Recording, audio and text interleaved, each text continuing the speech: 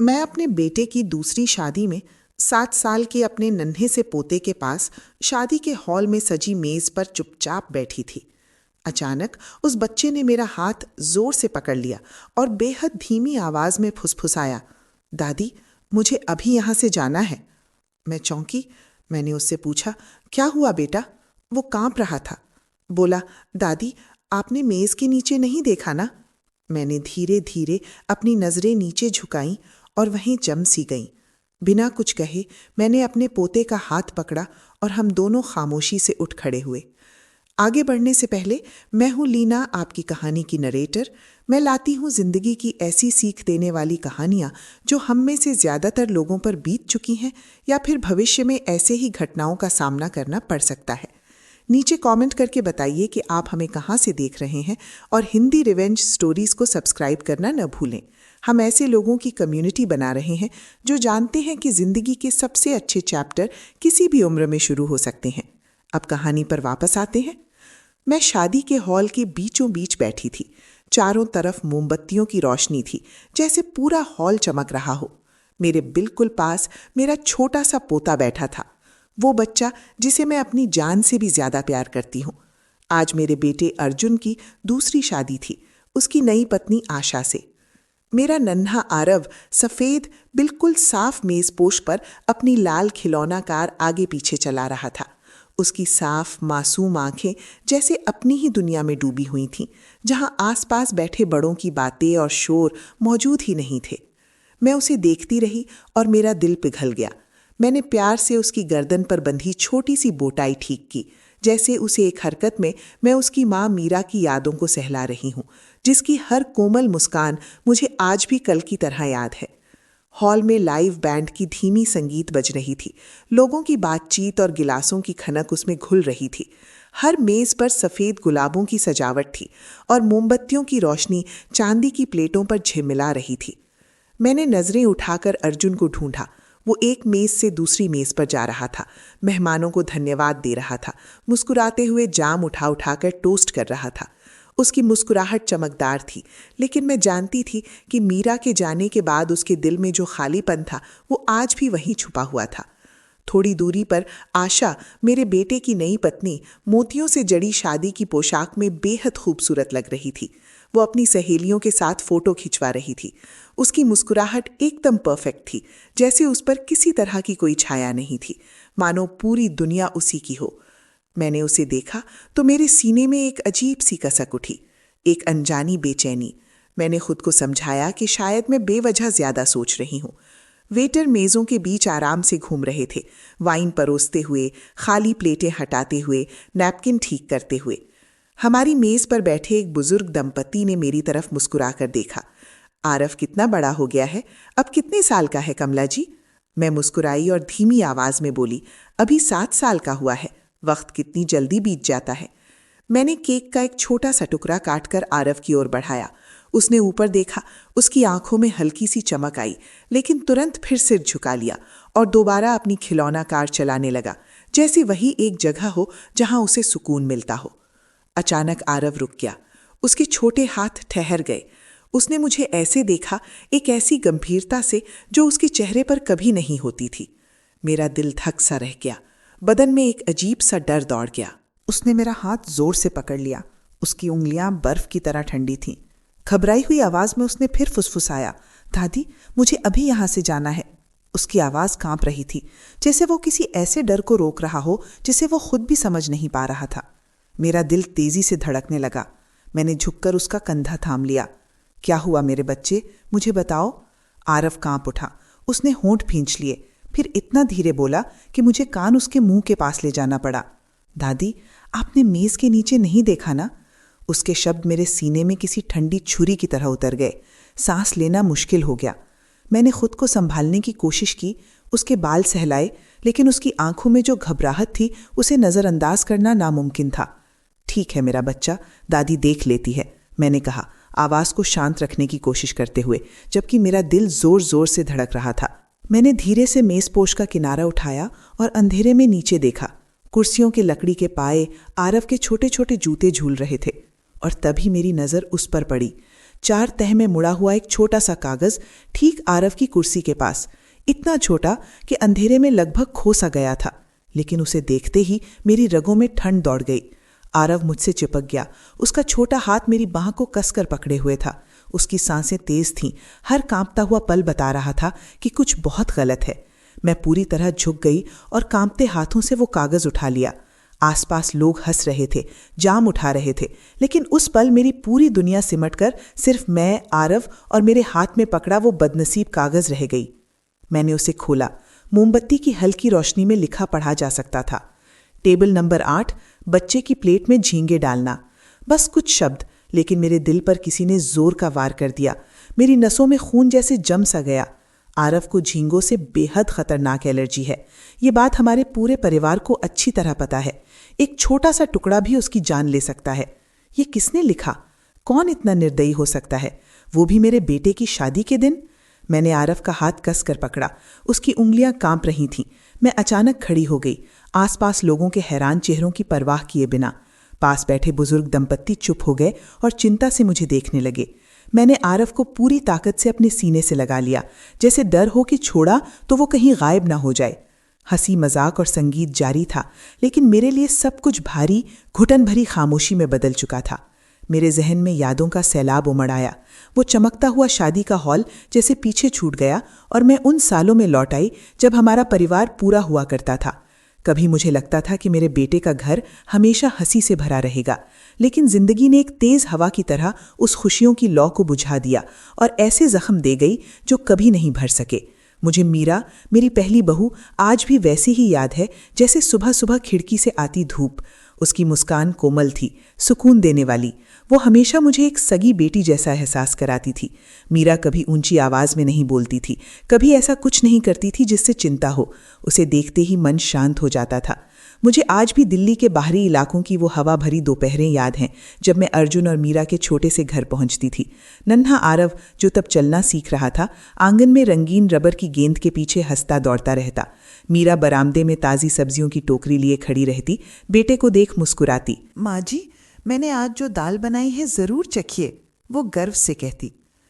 मैं वहीं बैठकर उससे आम बातों पर बातें करती रहती और आरव फर्श पर अपनी पुरानी खिलौना कार से खेलता रहता। लेकिन सबसे खूबसूरत और सबसे दर्दनाक याद वो रात है जब आरव बहुत बीमार पड़ा था। तेज बुखार। उसका छोटा सा शरीर तप रहा था। आंखों में ताकत नहीं थी, रोने की भी नहीं। मीरा उसे गोद में लिए बैठी थी। आंसू चुपचाप गालों से बह रहे थे। माँ जी, मुझे बहुत डर लग रहा है, वो कांपती आवाज में बोली। मैं उसके पास बैठी, कभी उसके माथे पर गीला कपड़ा रखती, कभी मीरा को ढांढस देती। कुछ नहीं होगा, बच्चा मजबूत है। लेकिन अंदर से मैं खुद भी डर से भरी हुई थी। हम दोनों सुबह तक जागते रहे। सूरज की पहली किरण के साथ बुखार उतर गया और आरव अपनी माँ की बाहों में सो गया।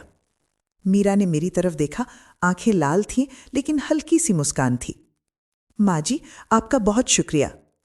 मैंने बस उसका हाथ कसकर थाम लिया। मुझे लगा था ये छोटा सा परिवार हमेशा खुश रहेगा। लेकिन फिर वो मनहूस दोपहर आ गई। मैं रसोई में बर्तन धो रही थी कि फोन बजा। पुलिस वाले की ठंडी आवाज आई। हमें दुख है कि एक हादसा हो गया है। मुझे याद नहीं कि उसके बाद क्या सुना, बस इतना याद है कि हाथ कांप गए और प्लेट जमीन पर गिरकर टूट गई।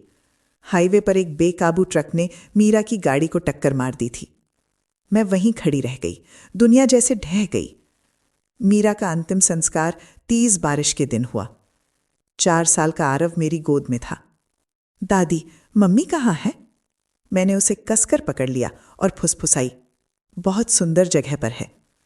अर्जुन ताबूत के सामने टूट गया था। उसके बाद वो बदल गया, काम में डूब गया और आरव सबसे ज्यादा अकेला रह गया। मैं ही उसका सहारा बनी। दादी, मम्मी की कहानी सुनाओ। मेरी गोद ली हुई बेटी लूसी भी हमारे साथ थी। वो रंग भराई की किताबें लाती, कुकीज बनाकर लाती, लेकिन कभी कभी मैं उसे अर्जुन को चुपचाप देखते पकड़ लेती। मैंने कुछ नहीं कहा। फिर वो दिन आया जब अर्जुन आशा को घर लाया। मैंने दिल खोलने की कोशिश की, लेकिन कहीं अंदर एक ठंडी बेचैनी थी। आशा नीले रंग की साड़ी में आई। मीरा की तस्वीर पर उसकी नजर जरा देर तक ठहरी। रात का खाना शांत रहा। आरव ने उसकी तरफ देखा तक नहीं। चॉकलेट भी नहीं ली। मेरा दिल बैठ सा गया। और उस रात जब वे दरवाजे तक साथ गए, मेरे दिल ने कहा, कुछ ठीक नहीं है। वक्त गुजरता गया और आशा धीरे धीरे हमारी जिंदगी का हिस्सा बनती चली गई। एक वीकेंड की सुबह थी। दिल्ली की तेज धूप खिड़कियों से होकर ड्राइंग रूम में फैल रही थी कि मैं सोफे पर बैठी ऊन से स्कार्फ बुन रही थी कि आशा अचानक सामने आ गई, चेहरे पर कानों तक फैली मुस्कान। कमला जी, मैं आज आरव को पार्क ले जाना चाहती हूँ, चलेगा ना? उसने जोश से पूछा। मैंने आरव की तरफ देखा। वो फर्श पर लकड़ी के ब्लॉक से खेल रहा था। चेहरे पर कोई खास भाव नहीं था। हाँ, क्यों नहीं, उसे अच्छा लगेगा। मैंने भी मुस्कुराने की कोशिश की। दिल के अंदर हल्का सा शक था, मगर अर्जुन दफ्तर गया हुआ था और मैंने सोचा थोड़ी खुली हवा शायद आरव के लिए ठीक रहेगी। आशा ने आरव का हाथ पकड़ा और उसे दरवाजे की तरफ ले गई। मैं उन्हें जाते देखती रही, सीने में एक अजीब से भारीपन के साथ। जब वे लौटे, आशा ऐसे अंदर आई जैसे कोई जीत कर आई हो। बहुत मजा आया, स्लाइड से उतरना बंद ही नहीं कर रहा था और उसने दूसरी आइसक्रीम भी मांगी, वो खुशी से बताने लगी। लेकिन मैंने आरव की तरफ देखा तो मेरी निगाह उसके शर्ट पर अटक गई। नीले कपड़े पर सूखी मिट्टी के दाग थे, वही शर्ट जिसे मैंने सुबह खुद इस्त्री किया था। वो चुप था, अपनी खिलौना कार पकड़े हुए बाहर जाने की एक भी बात नहीं कह रहा था। मजा आया बेटा? मैंने झुककर उसके बाल सहलाते हुए पूछा। उसने बस हल्का सा सिर हिलाया और नजरें दूसरी तरफ कर लीं। मैं और पूछना चाहती थी, जानना चाहती थी कि वो इतना खामोश क्यों हैं, लेकिन आशा अपनी मीठी आवाज में बीच में बोल पड़ी। मैंने तो बताया ना कमला जी, उसे बहुत पसंद आया। मैंने सिर हिला दिया, मगर अंदर कहीं शक का एक छोटा सा टुकड़ा जुड़ने लगा। एक और दिन जब अर्जुन ऑफिस में था, आशा बिना बताए आ गई। मैं रसोई में दोपहर के लिए राजमा बना रही थी कि लिविंग रूम से उसकी आवाज आई। शुरुआत में उसका स्वर नर्म था, फिर अचानक मुझे एक कड़वा सा वाक्य सुनाई दिया। सीधे बैठो आरव, गंदगी मत करो, अब तुम बड़े हो गए हो, फिर भी बच्चे जैसे हरकतें करते हो। मेरे हाथ प्याज के ऊपर ही रुक गए, बदन में सिहरन दौड़ गई। मैं तुरंत बाहर आई और उसी पल आशा की आवाज बदल गई, इतनी मीठी जैसे कुछ हुआ ही नहीं। हमारा आरव कितना समझदार है, देखिए कमला जी, कितना ऊंचा टावर बना दिया। वो चमकती मुस्कान के साथ ब्लॉक्स की तरफ इशारा करने लगी। आरव ने होंठ भींच लिए और मेरी तरफ ऐसे देखा जैसे मदद मांग रहा हो। मैंने जबरन मुस्कान लाकर कहा, हाँ, बहुत अच्छा बनाया है। लेकिन अंदर बेचैनी बढ़ रही थी, जैसे दिल में कोई छोटा कांटा चुभ रहा हो। मैंने खुद को शांत किया। शायद उसे बच्चों की आदत नहीं, शुरुआत में तो कोई भी थोड़ा अड़ियल हो जाता है। आरव का 7वां जन्मदिन, मैं उसे कभी नहीं भूल सकती। मेरी गोद ली हुई बेटी लूसी सुबह से किचन में लगी थी, आरव का पसंदीदा चॉकलेट केक बना रही थी। जब वो केक लेकर आई और मोमबत्तियां जलाकर मेज पर रखा, आरव खुशी से उछल पड़ा। महीनों बाद पहली बार उसकी आंखों में चमक आई। लूसी मौसी, ये मेरा फेवरेट केक है, वो चिल्लाया और भागकर उसे गले लगा लिया। लूसी मुस्कुराई, उसके बाल सहलाए और प्यार से बोली, तेरे लिए ही बनाया है मेरे बच्चे, खूब खाना। मैं उन्हें देखती रही, दिल में गर्माहट उतर आई, जैसे परिवार की बुझती लौ फिर से जल उठी हो। आशा भी वहीं थी, लेकिन वो बस एक कोने में खड़ी होकर जबरन ताली बजा रही थी। उसके चेहरे पर थकी सी मुस्कान थी। आरव के लिए उसका तोहफा बस एक बेरुखा सा कंधे पर थपका और हैप्पी बर्थडे चैंप था। मैंने देखा आरव थोड़ा सिकुड़ गया, उसकी नजरें उससे बचने लगीं और मेरा दिल फिर दुख गया। मैं कुछ कहना चाहती थी मगर चुप रही, खुद को समझाते हुए कि ज्यादा दखल नहीं देना चाहिए। एक बार अर्जुन, आशा और आरव साथ में मार्केट चले गए। मैं घर पर थी। जब वे लौटे तो मैंने आशा को झुंझलाए हुए शिकायत करते सुना, काउंटर पर इसने पूरी कैंडी की थैली गिरा दी और मुझे पैसे देने पड़े, कितना भद्दा बच्चा है। अर्जुन ने भौहें चढ़ाईं और तुरंत अपने बेटे को डांट दिया, आरव, अब तुम बड़े हो गए हो, ध्यान रखना सीखो। मैंने देखा आरव सिर झुकाए खड़ा था, उंगलियां आपस में फंसी हुई थीं और उसकी आंखें मेरी तरफ उठीं जैसे कह रही हूं, दादी। मैं जल्दी से आगे बढ़ी, उसके कंधे पर हाथ रखा। कोई बात नहीं बेटा, बस थोड़ी सी कैंडी थी। मगर अंदर ही अंदर मैं सोचती रही, आशा इतनी जल्दी गुस्सा क्यों हो जाती है? एक बच्चे पर इतनी सख्ती क्यों? मीरा जैसी नरमी उसमें क्यों नहीं? एक दोपहर जब मैं स्कूल से आरव को लेने गई, उसकी टीचर मुझे अलग ले गई और धीमी लेकिन चिंता भरी आवाज में बोली, कमला जी, पिछले कुछ समय से आरव बहुत कम बोल रहा है, बहुत चुप चुप रहने लगा है। घर में कुछ चल रहा है क्या? मैं ठिठक गई, मगर बात को हल्का दिखाने की कोशिश की। नहीं नहीं मिसेस शर्मा, बस बदलाव है, एडजस्ट कर रहा होगा। लेकिन घर लौटते समय आरव ने मेरी साड़ी खींची और कांपती आवाज में बोला, दादी, मुझे मिस आशा के साथ घर नहीं जाना। मैं रुक गई। वहीं फुटपाथ पर झुककर मैंने उसकी साफ आंखों में देखा। दिल जैसे कस गया। ऐसा क्यों बोल रहा है मेरे बच्चे? मिस आशा तो तुमसे प्यार करती हैं, मैंने कहा। पर यह कहते ही मुझे लगा मैं खुद ही झूठ बोल रही हूं। आरव ने सिर हिलाया। उसकी नज़र में अजीब सी सख्ती थी। नहीं दादी, वो मुझसे प्यार नहीं करती। मैंने उसके बाल सहलाए, उसे शांत करने की कोशिश की, मगर अंदर मैं भी मानने लगी बच्चा सच बोल रहा है। पास ही खड़ी लूसी ने सब सुन लिया था। उसने चेहरा दूसरी तरफ कर लिया, लेकिन मैंने देखा उसके कंधे हल्के से हिले, जैसे वो कोई लंबी सांस रोक रही हो। वे सारे छोटे छोटे संकेत, वो बिखरे हुए टुकड़े, मैंने सब देखे थे, मगर मैं ही उन्हें नज़रअंदाज करती रही। और फिर मेरे बेटे की शादी का दिन आ गया। उस दोपहर शिमला की शादी हॉल जैसी बड़ी जगह के कांच के खिड़कियों से सुनहरी धूप अंदर भर रही थी।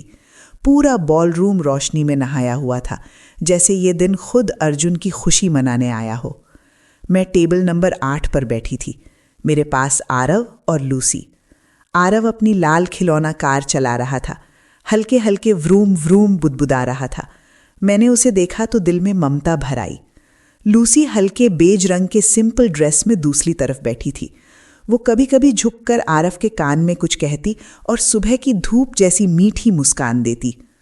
एक छोटा सा ब्रेड का टुकड़ा और खा ले बेटा, वो कहती और उसके लिए तोड़ देती। मैंने ये दृश्य देखा तो मन को थोड़ी राहत मिली। हमने इतना दर्द झेला था, लेकिन आरव और लूसी ही वो आग थे जो मेरी आत्मा को गर्म रखते थे। अर्जुन ने नेवी ब्लू सूट पहना था। वो मेज़ों के बीच घूम रहा था, रिश्तेदारों के साथ टोस्ट कर रहा था। उसके चेहरे पर खुशी छलक रही थी। उसकी चमकदार मुस्कान जैसे मीरा के जाने के बाद के अंधेरे सालों को मिटा देना चाहती हो। मैं उसे देखती रही। दिल में गर्व भी था और उदासी भी। मैं चाहती थी कि वो सच में फिर से खुश हो जाए, कि उसकी चमकदार दुल्हन आशा उसे नया घर, नया सुकून दे सके। लेकिन हर बार जब मेरी नज़र आशा से मिलती, जो कैमरों के सामने जोर जोर से हंस रही थी, वाइन का ग्लास हाथ से छोड़ ही नहीं रही थी, मेरे दिल में वही छोटा कांटा फिर चुभ जाता। उसकी मुस्कान बहुत परफेक्ट थी, जैसे कोई सावधानी से लगाया हुआ मास्क। बैंड की धीमी धुन चल रही थी। मेहमानों की बातें उसमें मिल रही थीं। वेटर चुपचाप घूम रहे थे, स्टार्टर परोसते हुए। क्रिस्पी क्रैकर्स, चीज़ डिप और बड़े सलीके से सजाई हुई झींगों की प्लेटें। मैंने देखा आरव ने बस एक क्रैकर उठाया और फिर झींगों वाली प्लेट को बहुत सावधानी से दूर सरका दिया। मैंने भौएं सिकोड़कर धीमी आवाज में पूछा, ये पसंद नहीं आया क्या मेरे बच्चे? उसने सिर हिलाया, नजरें बचा लीं, जैसे कुछ छुपा रहा हो। मैं और पूछती, उससे बात निकलवाती, लेकिन एक रिश्तेदार ने हंसते हुए टोक दिया, अरे कमला जी, आरव कितना समझदार बैठा है, देखो कितना बड़ा हो गया है। मैं मुस्कुराई। हाँ, अब छोटा सा समझदार आदमी हो गया है। पर अंदर चिंता कम नहीं हुई। आरव ने पहले कभी खाने से ऐसे मना नहीं किया था। दूर से मैंने देखा आशा की नज़र हमारी मेज़ पर गई। उसके होंठों की मुस्कान एक पल के लिए सिकुड़ी, बस इतना कि कोई नोटिस ना करे, और फिर वो घूमकर किसी और मेहमान के साथ टोस्ट करने लगी। मैंने खुद को समझाया कि मैं बेवजह सोच रही हूं, लेकिन उसी पल सब कुछ बदल गया। आरव ने अपनी खिलौना कार थोड़ा जोर से धकेल दी। कार फिसलकर नीचे गिर गई। वो तुरंत झुका उसे उठाने, पर मैं देख पाई वो अचानक जम गया। उसकी आंखें फैल गईं, मेज के नीचे किसी चीज पर टिक गईं।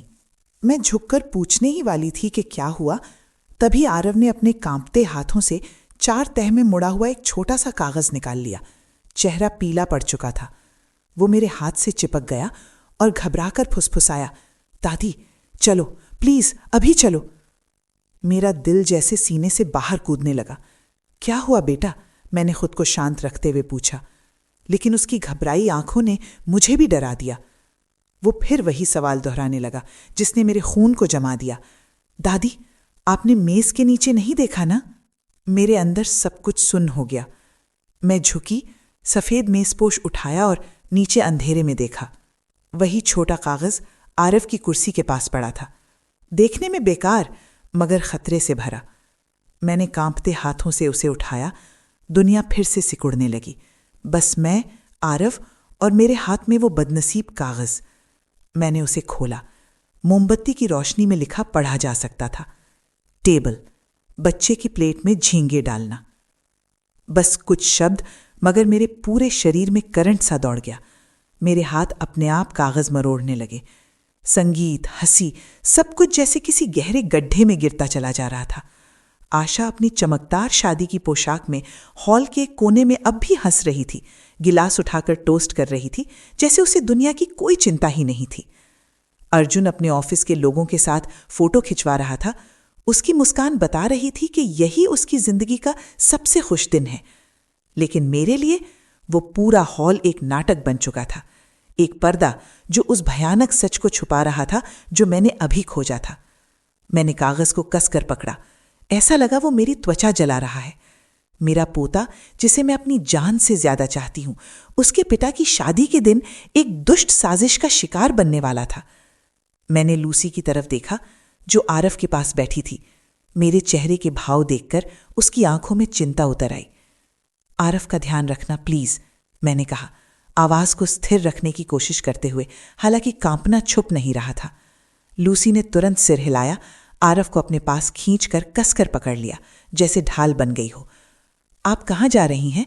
उसने धीमे पूछा, दर्द भरी चिंता से। मैंने बस सिर हिला दिया। मुझे खुद भी नहीं पता था कि आगे क्या करने वाली हूं। मैं तेज कदमों से बाहर हॉलवे में चली गई। पैर भारी लग रहे थे, जैसे सीसा बंध गया हो, लेकिन दिल अंदर से धक्का दे रहा था, कुछ तो करना होगा। बार के पास कुछ वेटर आपस में बातें कर रहे थे। उनकी हंसी मेरे भीतर उठते तूफान के सामने एक क्रूर मजाक लग रही थी। मैंने राहुल को पहचान लिया, वही युवा वेटर जो कई बार हमारी मेज पर खाना लाया था। चेहरा भला था, मुस्कान दोस्ताना, मगर उस पल मुझे कुछ नहीं दिख रहा था। मैं सीधे उसके पास गई, कागज उसके सामने किया और सख्त आवाज में पूछा, ये कागज किसने भेजा? तुम्हें किसने दिया? राहुल ने कागज देखा और उसके चेहरे का रंग उड़ गया। हे भगवान, ये तो मेरा नोट है, वो हकलाया। हाथ कांपने लगे जैसे वो उसे छीन लेना चाहता हो। एक औरत ने दिया था और ट्रे ले जाते वक्त मुझसे गिर गया। उसकी बात मेरे लिए उलझन में रोशनी की किरण थी, लेकिन गुस्सा और बढ़ गया। कौन औरत? मैंने लगभग चिल्लाते हुए पूछा, खुद पर काबू खोती हुई। राहुल पीछे हटा, घबरा गया। मैम, नाम नहीं पता, बस बोली थी शेफ को देना है। नोट में भी नाम नहीं था। मेरे अंदर आग सी भड़क उठी। और भी वजह है, मैंने आगे बढ़ते हुए कहा। आवाज डर और गुस्से से कांप रही थी। तुम्हें पता है मेरा पोता झींगों से कितनी खतरनाक एलर्जी रखता है? एक टुकड़ा उसकी जान ले सकता है। राहुल का चेहरा सफेद पड़ गया, आंखें फैल गईं। वो घबराकर सिर हिलाने लगा। मैम, मुझे सच में नहीं पता था, मैंने बस नोट फॉलो किया, मुझे कुछ नहीं मालूम था। उसकी आवाज टूट गई, जैसे वो भी इस बुरे सपने में फंस गया हो। बाकी वेटर फुसफुसाने लगे। एक दूसरे की तरफ देखकर उनके चेहरे पर चिंता और उत्सुकता आ गई। मैंने कागज को मुट्ठी में कस लिया। वो सच में जलता लग रहा था।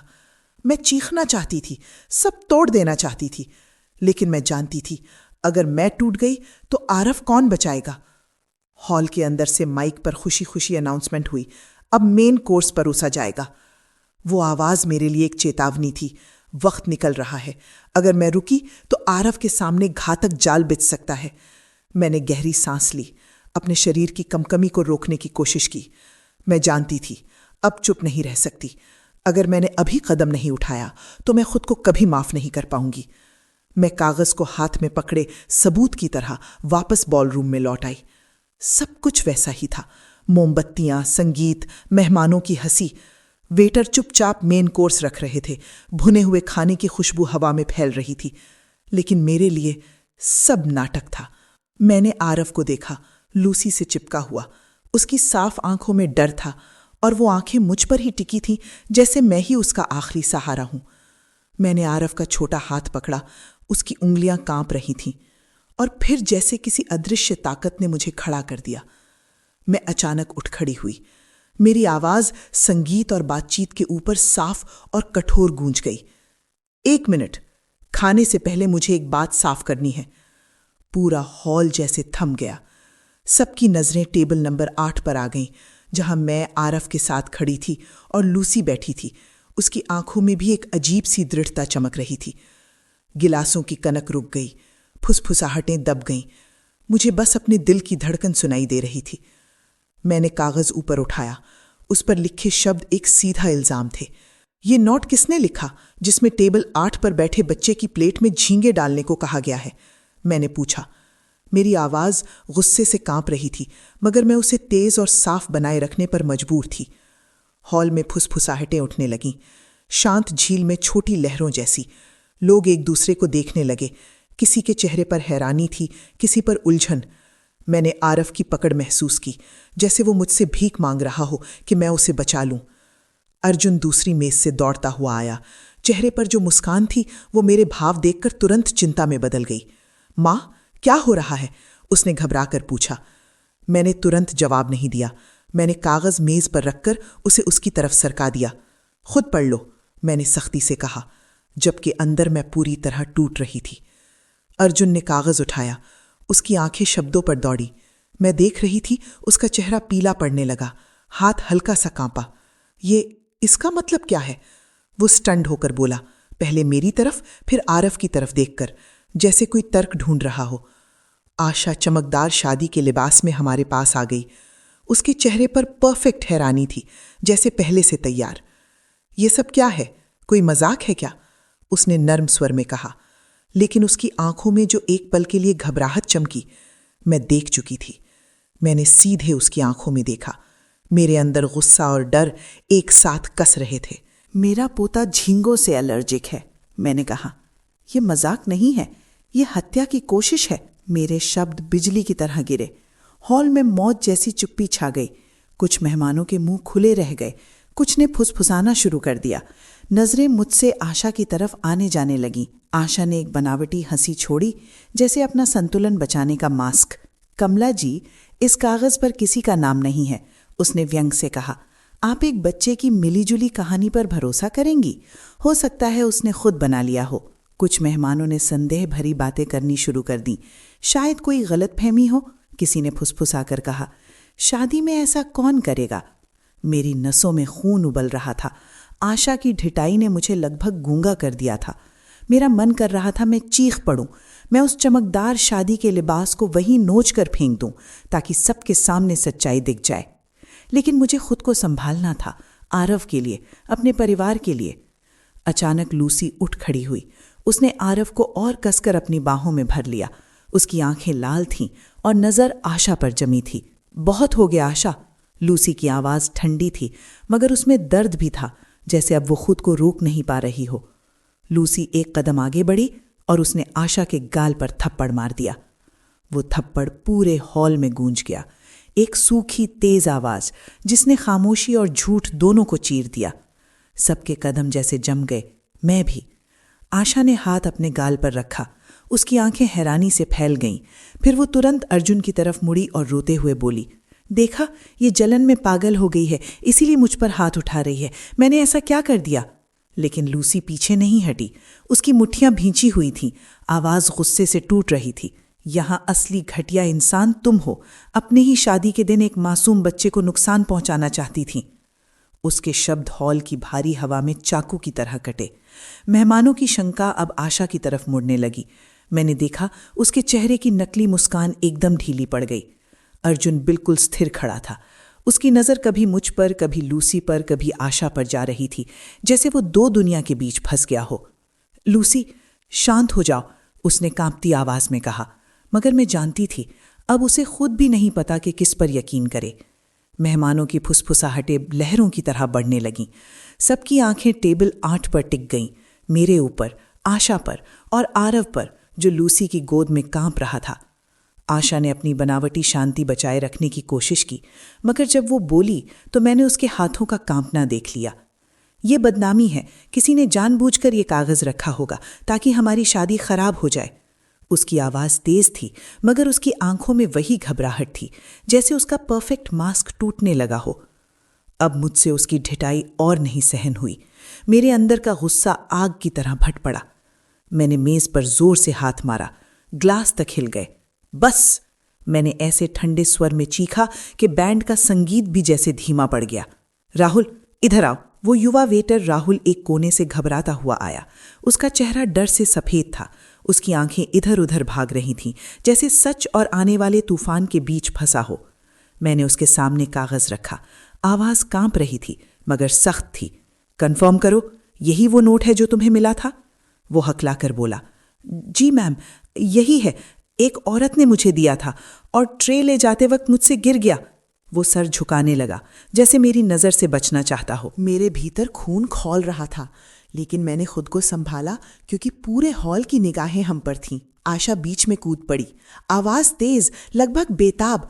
ये गलत बोल रहा है, मुझे कुछ नहीं पता, मैंने कुछ नहीं किया। लेकिन उससे पहले कि बात आगे बढ़े, पीछे से एक कमजोर सी दर्द भरी आवाज आई। आशा की छोटी बहन ग्लोरिया फूट फूट कर रोने लगी और अपनी कुर्सी से उठ खड़ी हुई। ये नोट मेरी बहन आशा ने नहीं, मुझे दिया था, वो रोते हुए कांपती आवाज में बोली। उसने मुझसे कहा था वेटर को दे दो। मैं कसम खाती हूँ, मुझे नहीं पता था अंदर क्या लिखा है। हॉल में हैरानी की सरसराहट फैल गई। हे भगवान, ये कैसे हो सकता है? मैंने ग्लोरिया को देखा तो मेरा दिल नरम पड़ गया। वो मुश्किल से 18 साल की थी। उसकी आंखें लाल थीं, चेहरा उलझा हुआ, जैसे वो भी इस बुरे सपने में फंस गई हो। आशा पलटकर अपनी बहन पर चिल्लाई। उसका चेहरा गुस्से से बिगड़ गया। चुप रह ग्लोरिया, तुम्हारी हिम्मत कैसे हुई अपनी ही बहन को बदनाम करने की? झूठ बोल रही है तू। उसकी आवाज तेज थी, मगर मैंने उसके होठों की कंपकपी देख ली, जैसे वो सच को दबा रही हो। ग्लोरिया पीछे हट गई, सिर से पैर तक कांप रही थी। सिसकियों के बीच बोली, मैं झूठ नहीं बोल रही दीदी, मैंने वही किया जो आपने कहा। उसके शब्द आशा के झूठ के आर पार छुरा बनकर उतर गए। पूरा हॉल सन्न रह गया। हमारे एक बुजुर्ग रिश्तेदार ने सिर हिलाया, गला भराया। इतनी हैवानियत कि मासूम बच्चे को भी नहीं छोड़ा। इसी अफरा तफरी में लूसी आगे आई। उसने आरव को और कसकर पकड़ा और बर्फ जैसे स्वर में बोली, अगर तुम अब भी इनकार कर रही हो तो हम हॉल के सीसीटीवी कैमरे चेक करवा लेते हैं, सब 1 मिनट में साफ हो जाएगा। उसकी बात पत्थर की तरह गिरी और घबराहट की लहरें उठीं। आशा का चेहरा राख सा हो गया, होंठ सख्त हो गए। उसकी नज़र जैसे कोई रास्ता ढूंढ रही थी, कोई निकलने की जगह, लेकिन अब कोई रास्ता नहीं था। उसने एक शब्द नहीं बोला, और मेरे लिए वही खामोशी सबसे बड़ा इकरार थी। अर्जुन जैसे जम गया। उसके हाथ आरव के कंधे पर कांप रहे थे। वो डर के साथ उस औरत को देख रहा था जिसे उसने अभी अभी अपनी पत्नी कहा था। उसकी आवाज़ टूट गई, जैसे वो आखिरी उम्मीद पकड़कर बोल रहा हो। आशा, सच बोलो, क्या ये सच है? उसकी आवाज़ में विनती थी कि काश ये सब गलत निकले, लेकिन मैं जानती थी उसके अंदर भी सच्चाई चुप चुकी थी। आशा ने एक कदम पीछे लिया, जबरन एक टेढ़ी मुस्कान बनाने की कोशिश की, मगर उसकी आंखों ने उसका डर उगल दिया। तुम मुझ पर भरोसा नहीं करते? वो टूटती आवाज में बोली, जैसे अर्जुन के भरोसे की आखिरी बूंद पकड़ रही हो। ये सब इनका प्लान है, मैंने कुछ नहीं किया। लेकिन उसके शब्द कमजोर थे, जैसे तूफान से पहले बुझती हुई हवा। मैंने उसे देखा, दिल भारी था, गुस्से और दर्द से। जिस औरत को मैंने सोचा था मेरे बेटे को खुशी देगी, वो मेरे सामने अब एक अजनबी खतरा बनकर खड़ी थी, जिसे मैं समय रहते पहचान नहीं पाई। लूसी ने अर्जुन के कंधे पर हाथ रखा और बोली, आवाज जैसे वो बहुत मुश्किल से रोक रही हो। आरव लगभग मर ही गया था इस औरत की वजह से। उसके शब्द चाकू जैसे तेज थे। आशा बेताबी से चीखी, चुप रहो, तुम बस एक जलन वाली बाहरी लड़की हो। लेकिन लूसी हिली नहीं। वो गुस्से से कांप रही थी, मगर आरव के लिए ढाल बनकर खड़ी थी। तुम मुझे जलन वाली कहने की हिम्मत कैसे कर सकती हो? लूसी ने ठंडे स्वर में कहा। इस बच्चे की आंखों में देखकर बोलो कि तुमने इसे नुकसान पहुंचाने की कोशिश नहीं की। आरव मुझसे चिपक गया। उसकी छोटी हथेली मेरी उंगलियों को कसकर दबा रही थी, जैसे उसे डर हो कि उसे फिर से उस बुरे सपने में खींच लिया जाएगा। मेहमान खड़े होने लगे। जश्न का माहौल पूरी तरह टूट चुका था। हमारे परिवार के एक रिश्तेदार विजय अंकल गुस्से में मेज पर हाथ मारकर बोले, ये अपमान है, इसे ऐसे जाने नहीं दे सकते। समर्थन की फुसफुसाहटें लहरों की तरह फैल गईं। हर नज़र में अब आशा के लिए नफरत थी। अर्जुन सच और प्यार के बीच फंसा हुआ दर्द से चीख पड़ा, आरव मेरा बेटा है, तुमने हमारी ही शादी में मेरे बेटे को मारने की कोशिश की। उसके शब्द आशा के सीने में सीधे वार की तरह लगे। मैंने देखा वो रो पड़ी, लेकिन वो आंसू पछतावे के नहीं थे, वो पकड़े जाने के थे। मैंने नोट मेज पर रखा और कठोर साफ आवाज में कहा, जो मेरे पोते को नुकसान पहुंचाने की सोचेगा उसे इस परिवार में पैर रखने का हक नहीं होगा।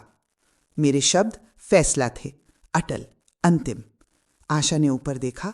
उसकी आंखों में आग थी, मगर उस आग के पीछे हार भी थी। वो सिर्फ मुझसे नहीं हारी थी, वो सच से हार गई थी। होटल की सिक्योरिटी आ गई। बेहद विनम्र मगर सख्त लहजे में उन्होंने आशा से कहा, मैम प्लीज हमारे साथ चलिए। आशा पीछे हटती रही, किसी सहारे की तलाश में, मगर किसी ने उसका साथ नहीं दिया। कई मेहमान सर हिलाते हुए अपने आधे भरे गिलास छोड़ने लगे। यकीन नहीं होता, किसी ने कहा। कोई इतना क्रूर कैसे हो सकता है? कोई घबरा कर बोला। अर्जुन वहीं खड़ा रह गया, दोनों हाथ सर पर, जैसे अपनी दुनिया को गिरने से रोकना चाहता हो। फिर जैसे उसके पैरों में ताकत नहीं बची, वो धीरे धीरे आरव के सामने घुटनों पर बैठ गया। उसकी आवाज भर्रा गई, बेटा मुझे माफ कर दे, मुझे माफ कर दे, मैं तुम्हें बचा नहीं पाया। उसकी आंखों से आंसू बहने लगे और मेरा दिल 2 टुकड़ों में टूट गया। मैंने अर्जुन को उठाने में मदद की, उसके कंधे दबाए और गंभीर मगर भरोसे वाली आवाज में कहा, शुक्र है हमने समय रहते रोक लिया। ये झूठी खुशी यहीं अभी खत्म होनी चाहिए। मैंने आशा की तरफ देखा, जिसे अब घृणा भरी निगाहों के बीच बाहर ले जाया जा रहा था, और मेरे दिल में ये साफ था कि वो कभी इस परिवार का हिस्सा थी ही नहीं और कभी होगी भी नहीं। उस शादी के बाद वाले दिन हमारे घर में एक अजीब सी खामोश आंधी चलती रही। घाव अभी भी रिस रहे थे, सवाल हवा में तैर रहे थे। मुझे लग रहा था जैसे मैं एक डरावने सपने से जागी हूं, जिसमें मैं लगभग अपना आरव खो देती। नाकाम शादी की कहानी हर जगह फैल गई, कॉलोनी की गलियों से लेकर दूर के रिश्तेदारों की बातों तक। घर का फोन लगातार बजता रहा। कुछ लोग अर्जुन को दोष देते कि उसने आंख बंद करके आशा पर भरोसा कर लिया। कुछ लोग आरव पर तरस खाते, वो मासूम बच्चा जो लगभग किसी साजिश का शिकार बन गया था। लेकिन मेरे लिए हर कॉल बस उसी दर्द की याद थी। अर्जुन बहुत चुप रहने लगा। वो अब वो नेवी सूट वाला चमकता आदमी नहीं रहा। वो हर दिन आरव को स्कूल छोड़ने और लाने जाता, खामोशी में। उसकी आंखों में दर्द और अपराध बोध था। आशा नाम अब घर में किसी श्राप की तरह था, जिसका जिक्र कोई नहीं करता। मैं अर्जुन को दर्द से देखती, मगर जानती थी उसे समय चाहिए, धोखे के बाद खुद को जोड़ने के लिए। मैं उसे दोष नहीं देती थी, प्यार इंसान को अंधा कर देता है। लेकिन मैं ये भी जानती थी कि हमें राख से उठना होगा। मैं आरव का वैसे ही ख्याल रखती आई थी जैसे मीरा के जाने के बाद रखती आई थी। मैं उसके पसंदीदा खाने बनाती, चीज़ी पास्ता, नरम सा हलवा, बस ताकि उसे सुरक्षा का एहसास लौटे। पर आरव की आत्मा को सच में किसने जोड़ा? मैंने नहीं, लूसी ने। हर सुबह वो बहुत ध्यान से उसका टिफिन बनाती, ऐसा खाना चुनकर जिसमें झींगे या कोई खतरे वाली चीज ना हो। वो टीचर के लिए छोटा सा नोट भी लिखती आरव की एलर्जी के बारे में, और साथ में क्रेयॉन से एक मुस्कुराता चेहरा बना देती जिसे आरव बहुत पसंद करता। लूसी मौसी, आप कितनी अच्छी ड्राइंग बनाती हो, आरव टिफिन खोलते ही खुश होकर कहता। और मैं देखती, उसकी आंखों में फिर से चमक आने लगी है, जैसे उसकी मासूमियत का एक हिस्सा लौट आया हो। हर दोपहर लूसी आरव को पास के पार्क ले जाती। मैं दूर से देखती, वो उसे पतंग उड़ाना सिखाती, डोर पकड़ने का तरीका समझाती कि पतंग आसमान में ऊंची जाए। एक बार आरव स्लाइड से गिर गया। लूसी दौड़ कर गई, उसे उठाया, कपड़ों से धूल झाड़ी और फुसफुसाई, कुछ नहीं हुआ मेरे बच्चे, मैं हूं ना। आरव की साफ हंसी गूंज उठी। वो आवाज़ मुझे लगा था मैं हमेशा के लिए खो चुकी हूं। अब वो मेरे दिल पर मरहम जैसी थी। मैं लूसी को अनंत कृतज्ञता से देखती। वो सिर्फ बहन नहीं थी, वो आरिफ के लिए दूसरी माँ जैसी बन गई थी, मीरा के खालीपन को भरती हुई। एक रात आरिफ को तेज बुखार हुआ। मैंने लूसी को उसके पास पूरी रात बैठे देखा। वो बिस्तर के पास कुर्सी पर बैठी उसके माथे पर गीला कपड़ा रखती रही और धीरे धीरे एक कहानी सुनाती रही, एक बहादुर नन्ही चिड़िया की जो तूफान के बीच उड़ गई। मैं दरवाजे पर खड़ी चुपचाप देखती रही और मैंने महसूस किया अर्जुन की नज़र काफ़ी देर तक लूसी पर टिकी हुई थी। वो नज़र अजीब थी, आभार और पछतावे से भरी, जैसे उसे कुछ समझ आ रहा था जो उसने बहुत पहले नज़रअंदाज कर दिया था। मैंने कुछ नहीं कहा, बस खामोशी से पीछे हट गई, उन्हें उनका स्पेस देते हुए। लेकिन मेरे दिल में उम्मीद का एक छोटा सा दीपक जलने लगा। शायद हमारे अंधेरे सुरंग के अंत में रोशनी हो। एक रात, उन दुर्लभ डिनर्स में से एक, जब हम सब साथ बैठे थे और मैंने गरम पास्ता बनाया था, आरब ने अचानक सिर उठाया। उसकी साफ आंखें लूसी पर टिक गईं। मैं चाहता हूं लूसी मौसी मेरी मम्मी बन जाएं, उसने धीमी मगर साफ आवाज में कहा, जैसे वो ये बात बहुत समय से सोच रहा हो। मेज पर सन्नाटा छा गया। लूसी शर्मा गई। उसने सिर झुका लिया, चम्मच को कसकर पकड़ लिया जैसे अपनी झिझक छुपा रही हो। अर्जुन भी जम गया। उसकी आंखें भर आईं, जैसे आरव की बात ने उसके दिल के सबसे अंदर के तार छेड़ दिए हों। मैं मुस्कुराई। मैंने अर्जुन के कंधे पर हाथ रखा और गर्म आवाज में कहा, सच्ची खुशी बेटे चमकदार शादी के लिबास से नहीं आती, वो उस सच्चे दिल से आती है जिसे प्यार करना आता हो। अर्जुन ने मुझे देखा, फिर लूसी को, और मैंने उसकी आंखों में उम्मीद की छोटी सी चमक देखी। वक्त बीता।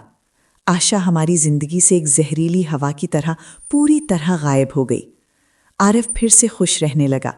अपनी लाल खिलौना कार लिए हर वक्त लूसी से चिपका रहता और उसके बनाए स्केच संभाल कर रखता। मैं उसे आंगन में दौड़ते खेलते देखती। दिल में राहत भी होती और एक टीस भी कि उसे कितना कुछ झेलना पड़ा। एक दिन अर्जुन ने लूसी का हाथ थामा। वो अचानक मेरे सामने लिविंग रूम में खड़ा हुआ और कांपती मगर दृढ़ आवाज में बोला, माँ, मुझे पता है मुझसे गलती हो गई। मैं अंधा था। मैंने आरव को खतरे में डाल दिया। लेकिन इस बार मैं उस इंसान को नहीं खोना चाहता जो सच में हमारे साथ खड़ा रहा। लूसी ने शर्माकर सिर झुका लिया, मगर उसके होठों पर एक चमकती मुस्कान थी। मैंने सिर हिलाया। मेरी आंखों से आंसू चुपचाप बह निकले।